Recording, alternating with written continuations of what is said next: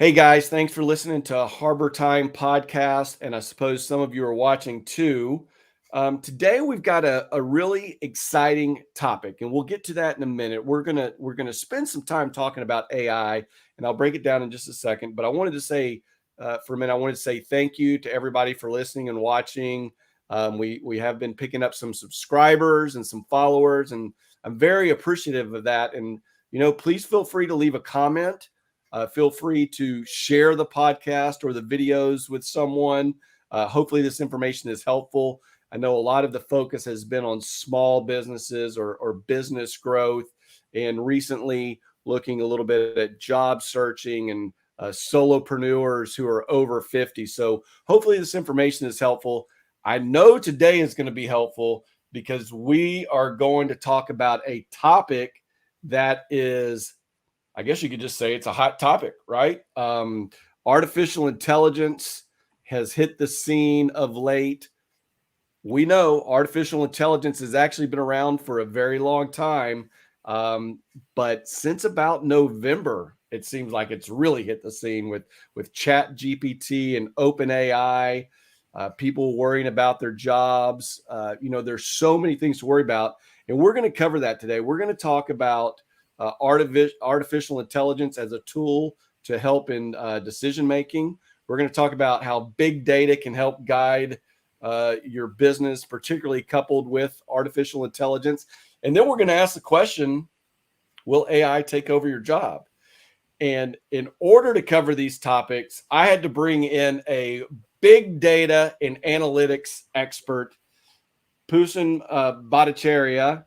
And I'm always nervous when I introduce people, particularly when they have names that I'm not used to saying, right? So hopefully I said that correctly. I know we just met a couple weeks ago. We were actually introduced by a previous guest, Dennis Garula, who they are mutual acquaintances, and we got connected and we had a great conversation about this topic. So Poosen, how are you doing today? I'm doing great. Thank you so much. Can you tell us just a little bit about your background and what you've been doing to get to where you are today? Sure.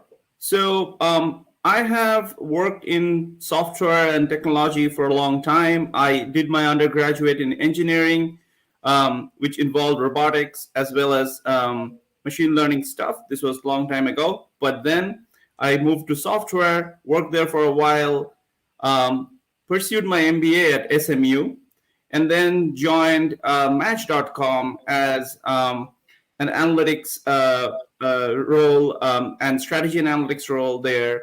And since then, my analytics/AI machine learning journey started. And I have worked with various companies, including companies like LendingTree, Match.com, like I said. And here I am today. I'm actually working for a startup right now. It's very exciting because I get to work on interesting projects, which involves big data and machine learning.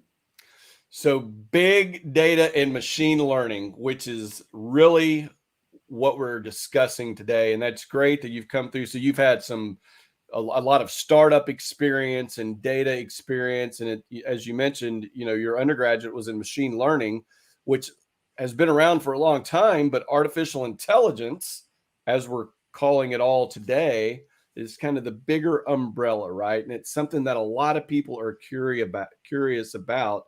So that's great. I appreciate that information on your background.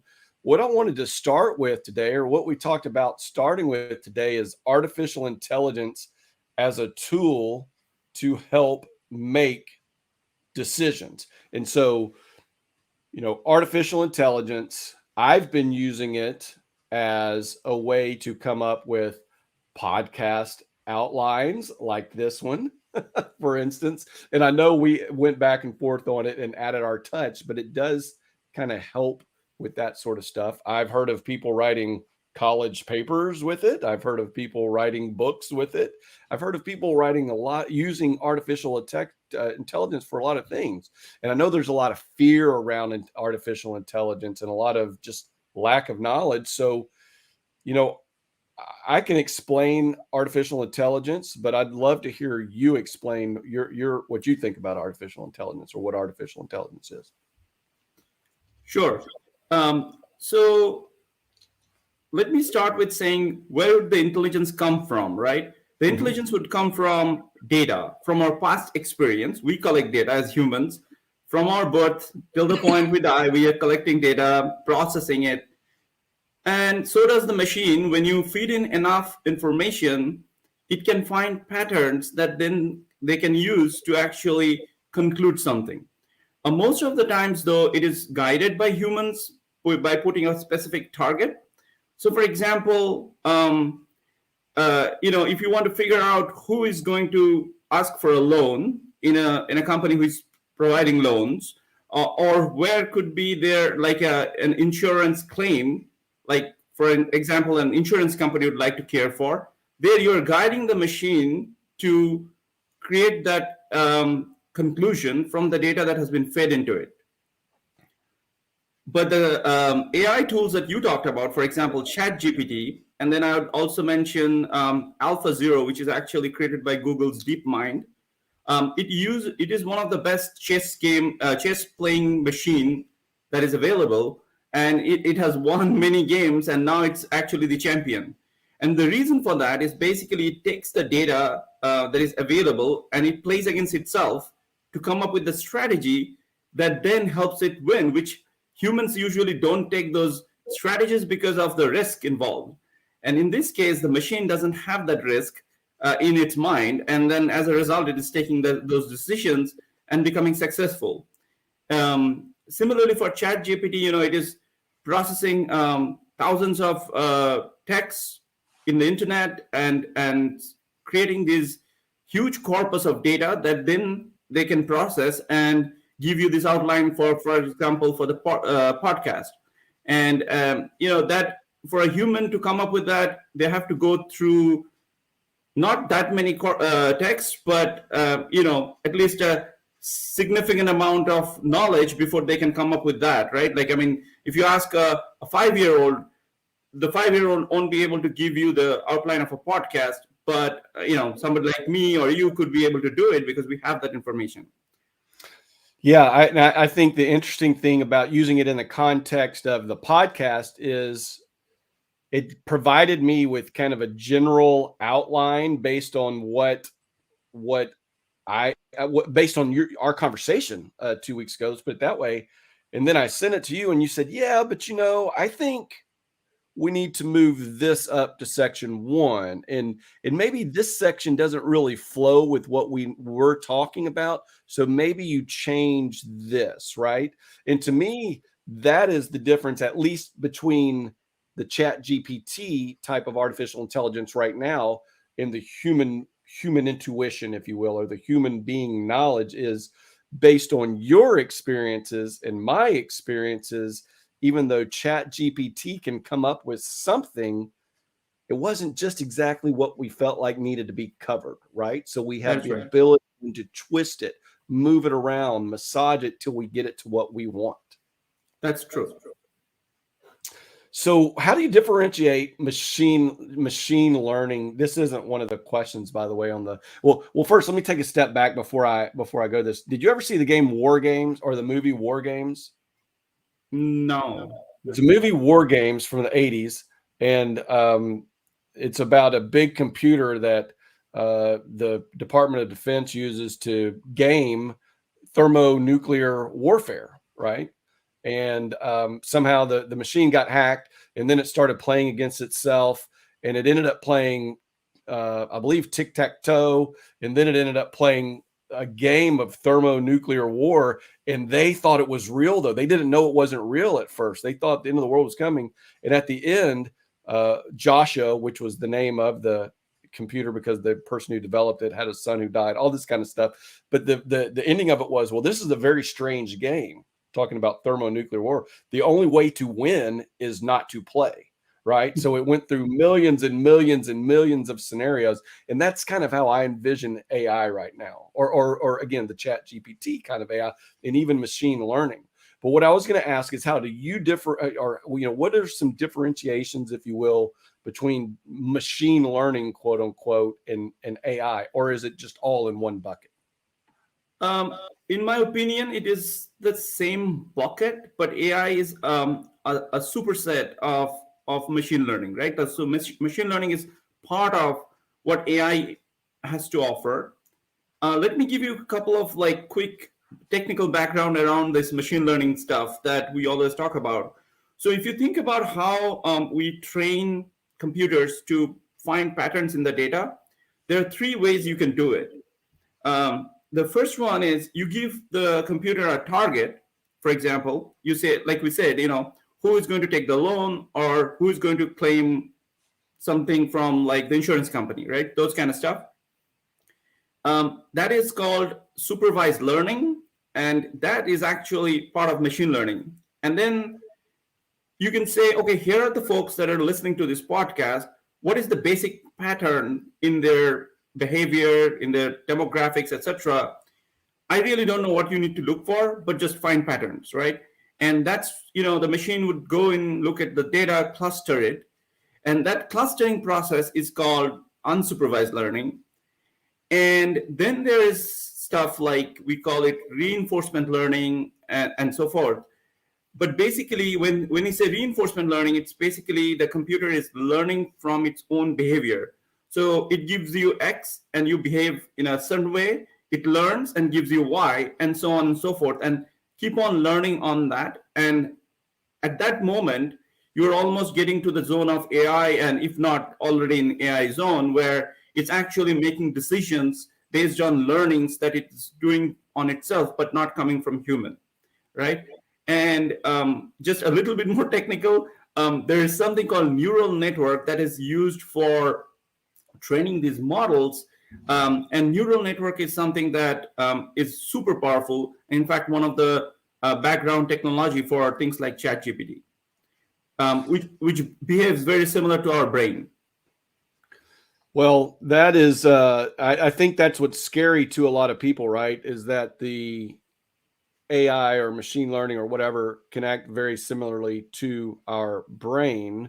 Do you think there are drawbacks of using AI to make decisions? I think there are, and I'll give you an example. I just wrote a blog recently about how AI won't eliminate gut decisions. Now, some people may say, well, your gut isn't always right. You're making a decision just based on emotions and based on this. But to me, that's the essence of being a human being. Is we have experiences, we've felt things, we've smelt things, we've touched things, we've made decisions that went the wrong way, that should have gone the right way, but went the wrong way. All of this kind of stuff. And one of the other examples I give is soul food, or you hear about soul food, or just anything. Like my mom is a great cook. Well, her recipes, she would just kind of, depending on the day, depending on the mood, might put in more pepper or salt or onions or fill in the blank. Well, to me, ChatGPT or AI can't replicate that, right? It can't replicate those feelings, or it can't replicate a gut decision. So, what do you think are some drawbacks of using AI to make decisions? Yeah, I think you're spot on. The first thing is, I started saying that AI is driven by the data that we feed it to. So the data that is given to the computer is what is used to make the decision. The data originally is generated by human, and then computer is trying to find the pattern. But humans are conscious, and as a result, they generate data that a machine cannot generate at this point, at least, right? So if there is a futuristic situation where the machine becomes conscious, that would be scary. But I hope that is like way in the future, not now. But at this moment, though, AI is driven by the data that we feed it. As a result, it is not aware of the guardrails that you just talked about. You talked about your mom like knowing things like, okay, I'll put this much salt, maybe this much sugar, but you're not going to put the whole bottle of salt in the cooking, because she knows that that's the guardrail. But AI doesn't necessarily always know that guardrail, and as a result might put the whole salt in the food and say, let's try this one out, how does it go, right?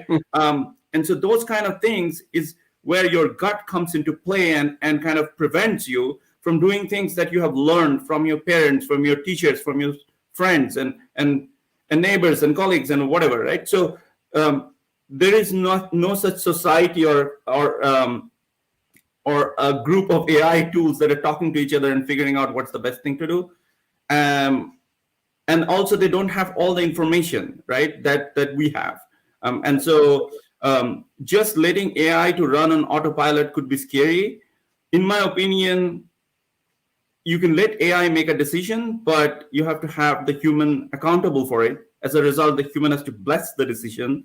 And as a result, the human has to control the decision, like we did for the podcast outline. Yeah, absolutely. I agree. And I think that's, us formulating the outline, me formulating some of my blog posts or whatever the case may be. And I encourage people, again, AI is bigger than just Chat GPT, right? And machine learning is bigger than Chat GPT. But that's a good place to start. If you want to learn a little bit about it, go open up an account on Chat GPT or the other one that you mentioned earlier, or I guess you could use it on Bing now. You can use it. They're all moving towards it, right? And try it out. Ask it a question. Interact with Chat GPT and see what happens. But let's go on to segment 2 here, or what I'm calling segment 2. It helps me organize my thoughts or to get things to better when I break them down into segments. Your background is in data, big data, machine learning, analytics. So how can big data help guide a business, particularly coupled with artificial intelligence now? So we've got this new tool, we've got big data.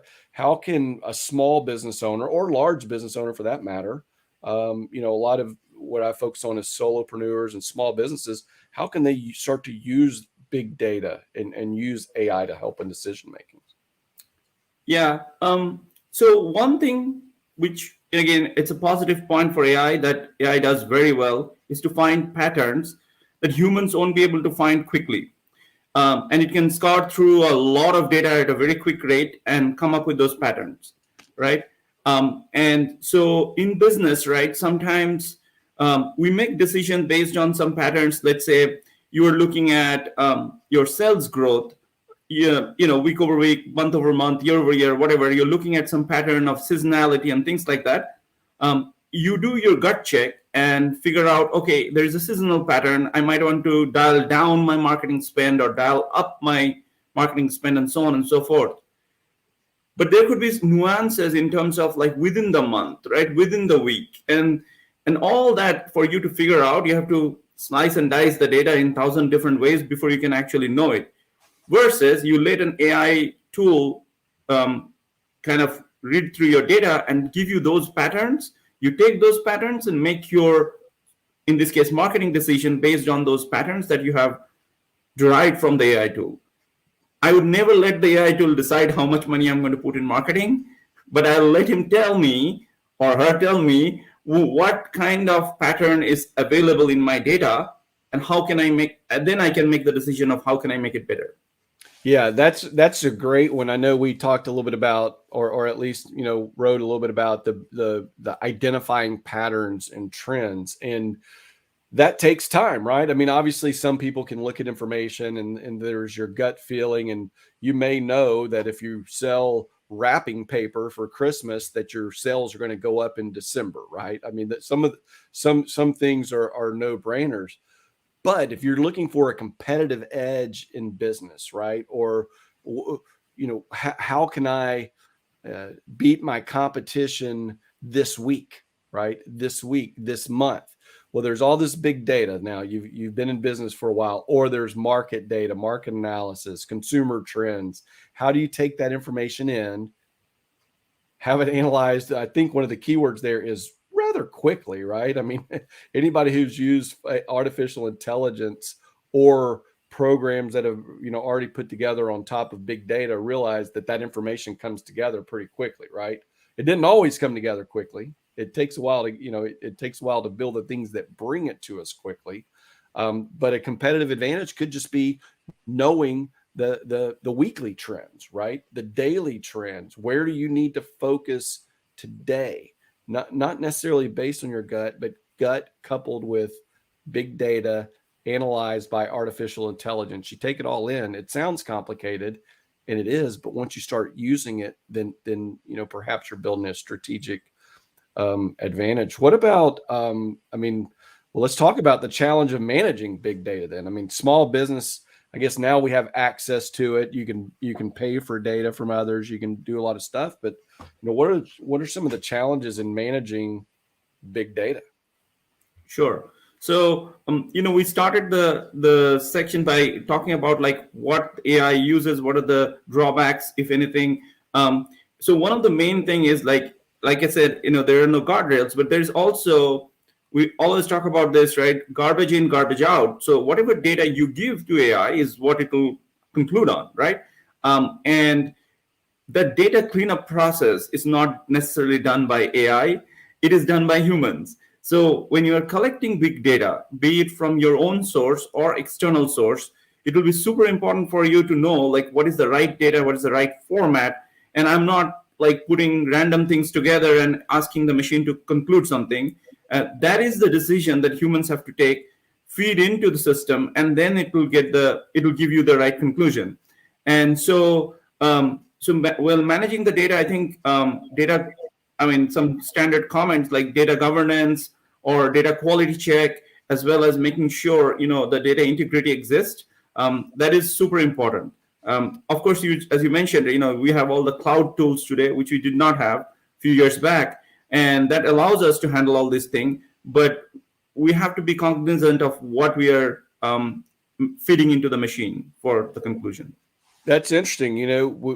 Someone like me, I'm more of a sales guy, if you will, or a talker. I'm not a data gatherer. I like to read data. I like to look at it. But yeah, I've not really thought much about, well, I've got to trust that the person who put this data together or put the inputs into it, and I may not be using the right words, but whoever started to put, that they're not biased or that they're not skewing or that they're not withholding certain things, right? It's only as good as what we put in. I know a lot of times in politics, and I don't normally talk about politics, and I'm not now, but someone may see a poll and it says 30% of voters this, and you're thinking, well, that's totally the opposite of me. There's no way. They must have skewed the way that they asked the question. They must be asking the question differently.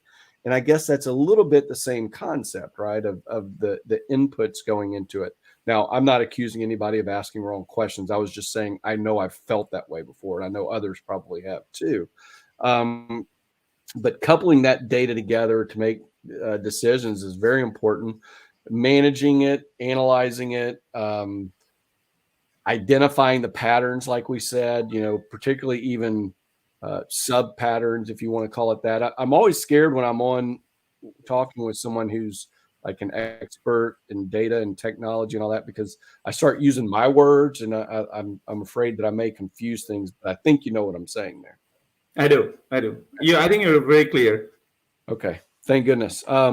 So then let's talk about a very, very hot topic. And I've just switched the board here, but will AI take over your job? And before we get there, I will say 2 days ago, and I tried to find the article again. I was going to snip it and put it up here. But 2 days ago, I read an article that McDonald's here in Dallas, Fort Worth, I guess it's maybe over in the Fort Worth area, has a completely non-human being run store now. I guess they probably have a manager or maybe a couple of people there. You walk in, you order, your food comes out. I don't know how they do it. I'm going to look into it a little bit more. I may even go over there and check it out. So maybe some jobs ultimately will be eliminated by machines or AI. But what do you think? Will AI take your job? Well, the answer is not one sentence. Unfortunately, I have to say few. Okay. First thing first, my reaction to the McDonald's situation is that I read an article from Harvard Business Review a while back where they did a research that at the point of sale, if you put a human, the chances of getting more transaction out of a customer is much higher versus if the customer is interacting with a machine. And the reason for that is that human touch actually makes us feel warm, and then we tend to just feel good and buy stuff, right? Now, It's obviously the business's call and whatever they want to do. But if you make it automated, I don't know how much traction it will get. It may be convenient, it may save them money, but people might not like it because I don't have a human to talk to. Is this burger even good? I cannot even ask that question. Is the fry even fresh? Those kind of stuff. You just have to trust and take it and move on. This is not a train ticket that you can buy it from a booth. Even then, I had so many questions one day when I was trying to buy a ticket in San Francisco, and I had to go and ask somebody. Anyways, so yes, AI can take your job. In the example that you gave is actually one of them. But in the end, right? What if that automated store makes a mistake, and something very fatal mistake or something of that sort, right? Who is on the hook? You'll say it's the company that is actually letting it do it, but then why would you even allow that, right? You need to put a human, at least one person there who can actually oversee that operation and make sure it's going fine. But then when you scale, you need to have more people, kind of looking at that operation. So the way I think, maybe I am in a utopian world where basically AI actually lets us work less, but the work itself doesn't go away because you are now more responsible and working less. And you are responsible for what the AI produces, and you're on the hook to give the answer if AI gets it wrong, right? Yeah, I love what you said about the human interaction. And even going back to the McDonald's example, yeah, maybe they could sell more ice cream if there's a person there and the person says, hey, would you like a scoop of ice cream? Whereas if a little pop-up comes up on a screen, it's a lot easier just to swipe or to hit no, right? But there is also not just it's hard to say no to a person. There is the human interaction, the affection, the emotion that goes with it. Like, my daughters were in Girl Scouts selling Girl Scout cookies. I mean, I can't imagine. I wouldn't buy a Girl Scout cookie from a robot, but you do it from the little girls sitting there selling it to you, right? The human beings and the emotions and the fact that you remember. Like, I'll probably always buy Girl Scout cookies now because my daughter sold Girl Scout cookies. They're beyond that now. They're older, but there are these emotions and all these things. Well, what about you're a data guy, you understand machine learning, you're in that. I'm a kind of, like I said, a sales guy, a client relations type guy. What about if people are concerned about, I've heard that AI is going to be really good at customer service or medical billing or whatever the case may be. Where should they focus? What would be a good tip for someone to focus right now on career growth, professional growth, if they're concerned about AI taking over their job? I would go back to a point that you made a while back, which was go and play around with ChatGPT, for example, or other tools like that. Get yourself familiarized with those tools. If you want to get into the weeds and get into the technical stuff, take some courses. There are Coursera, LinkedIn, whatnot. But really, I don't think, like, if you think about sales, right? Will your client really accept a proposal from an AI? Or it will be even worse, like if the client also is sending their AI bot and you are sending your AI bot and they are negotiating your interest when they don't even know how your life and what your business is all about. Like, I mean, that's insane. That I don't think that can even ever happen, to be honest.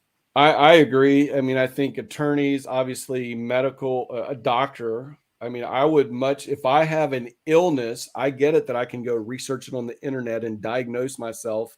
Everybody goes for the worst, right? If you have a pain in the side of your stomach, you go to the internet. Next thing you know, you think you have cancer, right? Or you think you have whatever based on your self-diagnosis.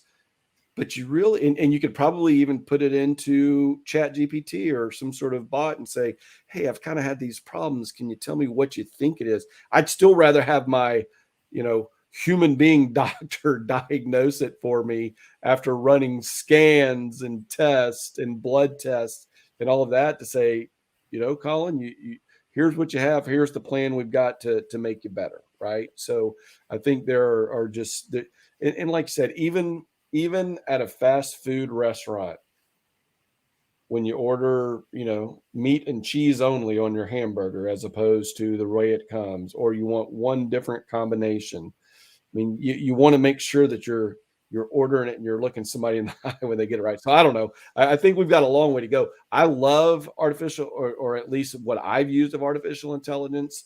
I've said it before. I've been using it for a few years actually through a company called Lately, lately.ai, and it actually some of these videos I'll be putting this podcast through it, and it will break it down into smaller clips that I'll eventually use, and it does all the work. It finds, based on my previous experience, it comes up with posts. I always change them, and they actually recommend that you change it. It's like, here's what AI produces, but you need to put your personal touch on it, right? But Right. it finds these little clips of videos. And then Chat GPT, I just started, I've got, I've had it write poems. Interestingly, I've had it write, articles for me. I've used it to come up with outlines or give me a 12-week social media plan, right? If I'm a small business focusing on this, it will tell you week 1, week 2, week 3, week 4. You don't have to follow it word for word, but it's a good place to start. So ultimately, I think we've answered this, but the ultimate question is, can AI replace humans? According to me, no, because our society is for the human, and you cannot just replace human with machines. Then who's going to, like, I mean, that doesn't even make sense. But yes, there are some jobs that could be done by AI. And to take your example of cancer, unfortunately, my mom passed away because she had cancer. And before she had cancer, for like 2 years prior to that, she started having some back pains. And the doctor actually thought it's arthritis. In this kind of scenario, right? An image can be taken and fed it to AI, and AI can predict that this could be a cancer symptom. In that case, the doctor can preemptively take some actions. The AI is not treating my mom, but doctor is, right? But he's getting informed by the information that has been produced by AI. I think that's the right combination. AI cannot take the job. It has to be a partnership between machines and humans, in my opinion. That is great, and that's a good way to kind of start wrapping it up. It's a combination, right? There are things that AI will be able to help with a lot of times that the human eye won't see, or like this, maybe the human eye sees it go in a little bit of a different direction, but there is some sort of AI that tells it, hey, this could also be X, right?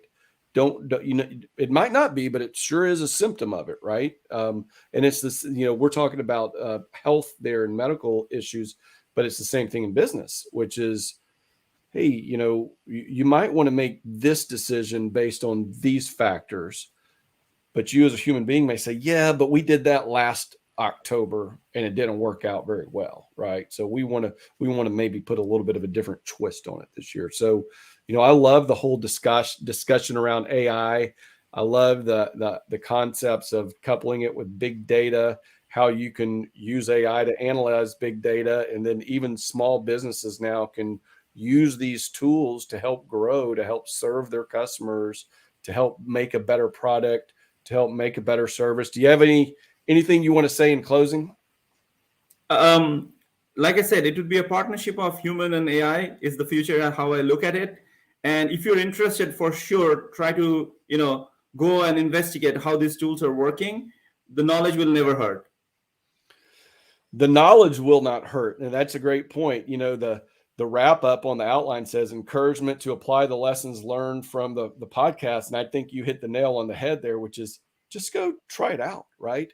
If all you gain from it is a new knowledge set that you didn't have before, a knowledge about AI, how to use it, what prompts to ask, how quickly you've got now cocktail talk, right? If you've used AI, you can talk intelligently with it. So I want to thank you for joining today. This was good. This is one of my favorite topics right now, and I know we covered a lot in the 30 minutes or so, but I appreciate you being on here. I know people can find you on LinkedIn if they need to find you. It's It's Poossenjeet Bhatacharya. It's going across the bottom of the screen right now. 2 O's, 2 S's, and then 2 E's ultimately. That's the way I remember it. So in the last name, I actually went to Baylor with a girl, a lady with the same last name. So the last name was easy. The first name was a little bit more difficult for this guy. But I've really enjoyed getting to know you over the last couple of weeks. I'm glad Dennis introduced us. I think these topics are great. If I have questions about big data and AI, I've got hopefully an expert that I can tap into now from time to time. So thank you very much for listening and watch or joining us today. And thank you to everybody who listened and watched. Please don't forget to like, subscribe, or add comments. And we will talk to you soon. Thanks. Thank you.